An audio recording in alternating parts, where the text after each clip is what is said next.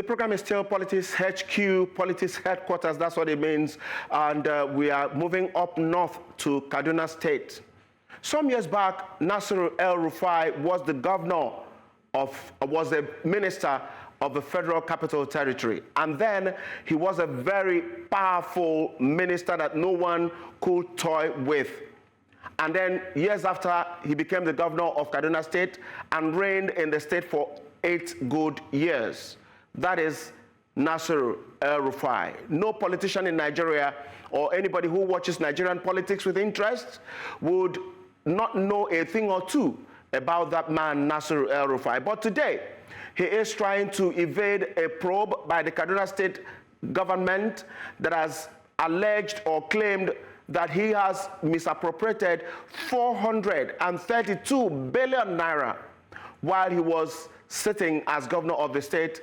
He had sued the State House of Assembly to discontinue with that probe, and right now that is what the situation is. But we are going to get more details from it, because we're going to be speaking to people who know and who are following the affairs of what is going on in Kaduna State. First, we have Abdullahi Awwal, a public affairs analyst. Thank you so much for joining us. And we also have... Thank you for having me.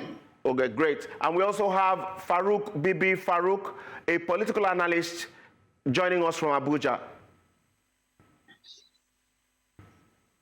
Okay. Thank you. Okay, gentlemen, we'll move on now.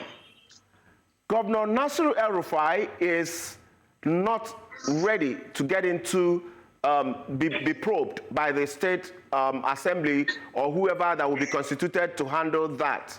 But let's get to the roots. How credible is this allegation that the former governor diverted such amount of money, 432 billion naira? How credible is this process? I mean, the process that led to the allegation and then the setting up of the panel. What do you see in it? I'm talking to you now, Abdullahi Awwal. Well, thank you very much. First and foremost, I want to establish the fact that everybody also know that Malam Nasir El-Rufai and Malam Ubasani have been pals or have been pals in the last 30 years. Ubasani is the current governor. They've worked together. They know themselves very well. Malam El-Rufai has confirmed that. Malam Ubasani equally confirmed that in various forums and videos that are flying all over social media. So this is a fight of the Titanics that it is not over until it is all over. And then a lot of people are making a lot of allegations. First and foremost, it was about when Malam Ubasani now come up to complain after a series of calls by the stakeholders of Kaduna State, telling him that he has not been stable in the state, he's moving from point A to point B, and that that is not healthy for the state. Suddenly, he has to make a pronouncement that the reason for his moving around is because the coffers of the state government is not having sufficient money to even to pay salaries. And then questions begin to fly, why should that be? And that was just the beginning of the problem that is ongoing up till now. Immediately after that, one of his sons responded by saying that the governor is gallivanting around and not being stable. And then how would he be able to raise revenue and also to be able to pay salaries and things like that? Then immediately the State Assembly took it over and then began to investigate and invite some former commissioners under the leadership of Malam Nasir El-Rufai.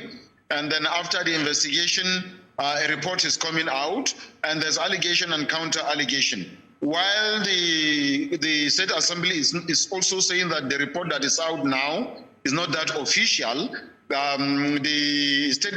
Malam Nasir El-Rufai and his team are alleging that what they went to say at the assembly is not what is being reported. So you see, that is allegation and counter allegation, denial and counter denial. Now, Malam Nasir El-Rufai has always mentioned before, during his leadership and after his leadership, that he has not taken, has stolen a kobo from the state government. You would recall that about 2 or 3 months before he left office, he granted an interview asking all the former governors of Kaduna State to come in public and take the Quran and to swear with the Quran that they have not stolen money, that he is ready to swear with the Quran that he has not stolen one kobo from the coffers of the Kaduna State government, but they, the former governors, have stolen, according to that allegation by Malam Nasir El-Rufai. Now it is his own turn to face that same challenge after the State Assembly have made public their report that such amount of money is being missing. And El-Rufai is saying that he did not take anything. And at the end of it, he's now going to court to challenge that report and then to request for public apology by the State Assembly, and so that it will not dent his name. Now, there are two angles to this. First, there is a school of thought that is saying that it is a politically motivated attempt to tarnish his image so that his political future will be doomed. Mr. Awwal, Mr. Awwal, you are loaded, and we appreciate that. But let's get in Farouk Bibi-Farouk in before we get into expanding it further. What I want to find out from you, Mr. Farouk, is, are you satisfied with the process that led to the investigation, through the investigation, and then the final report that was released alleging that 432 billion naira was misappropriated by the governorship of Nasir El-Rufai? Well, thank you very much for this question.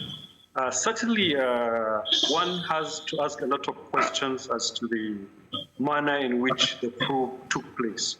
Not to the fact that the National State Assembly has constitutional powers to investigate and bring reports and even send for prosecution such reports and such accusations. But what is important about what they did is Nasir El-Rufai was never asked to come and defend himself. He was never given any allegations or accusations to make any statement to report backed on. So he's entitled, certainly, I won't start brief for him, I'm not standing brief for him, but certainly he's entitled to fair hearing. If they had done that report and didn't mention Nasir El-Rufai and continue to mention the government, then one would even say, okay, there is nothing much personal about Nasir El-Rufai. Certainly, as Awwal was saying, this is completely political as it is now. Even though the contents of the report might be genuine, but the purpose of bringing out this probe is political. It's just because Nasir El-Rufai has fallen out with the president, and the governor wants to be in the good books of the president, and he feels it is time for him to take on Nasir El-Rufai on behalf of the party and the president because of the damage they think Nasir El-Rufai can do to President Tinubu's political future. Okay. This is the political position. But one would not say that there was no maybe fraud or theft that took place in Kaduna. It is almost impossible. If one tells me that this is just less than 20% of what has been found, I wouldn't be surprised. But if one also tells me that Nasir El-Rufai still stands out as one of the 3 to 5 governors from 2015 to now that had performed, it will also stand out. So this is this is how the situation is. We're seeing performance, but also we're seeing a lot of graft. And I think that is where our problem is. Whether there is performance or not, there's a lot of graft. Okay, I think that you made some valid points that we can take one step at a time. You admitted that there have been lots of drafts, even while performance is going on at the same time. But as far as this is concerned, you think it's political. But you remember that in the early days of the EFCC, when politicians were being dragged up and down, some of them, were saying that this is political vendetta. But the EFCC leadership at that time were saying, come and prove your innocence. Would that apply in this situation? Yes, this could be political, but a lot of the burden is on the shoulders of the former governor, Nasir El-Rufai, to come and prove his innocence. Mr. Awwal, do you think so? Yes, I honestly think so. I think he need to prove his innocence if truly he did not siphon such monies as been alleged by the State House of Assembly. Just like Malam Farouk have said, yes, when you talk about infrastructural development, whether we like it or not, whether we like El-Rufai or not, it is there for everybody to see that there's actually infrastructural development in Kaduna State, and that will stand the test of time. That is no doubt about it. But then the issue of allegation of such monies, you know, it is a very critical thing. For somebody to now come out and say, no, El-Rufai didn't siphon such money, equally will be a challenge. You know, naturally, one thing that I know El-Rufai with, I know he's very smart. I know he's someone that thinks far ahead. I know he must have envisaged such things might likely come around, so he must have played his game clearly or smartly, that even if he does put his hand in the coffers of Kaduna State government, he will find a way of covering it up or covering himself. But that is by the way. All the same, he needed to prove to Nigerians, he needed to prove to Kaduna State citizens in particular, that he has not taken a dime or he has not taken up to what is being alleged to have been missing in the coffers under his leadership as a governor of Kaduna State. On the part of the government and the governor of Kaduna State, Obasani, like I said, they are bosom friends. They have been together for a very long time. So I feel that people intervening into this fight will end up, being ashamed, because this is politics. At the end of the day, in one way or the other, there's going to be a reconciliation. They have been together for a very long time. They may have mishap, they may have misunderstanding, there may be political powers right now because, whoever is in seat of power. I remember the word of former President Ibrahim Badamasu Babangida when he said that there was an incident that he was being, Abacha then was the head of state, and then something happened and they asked Babangida to speak about it. Then he said, no. You see, that seat that he's sitting on is very powerful and intoxicated. So if you speak to him now, he can do and undo. I guess that is what is happening right now. One. Number two, like we said, politically, there are two schools of thought.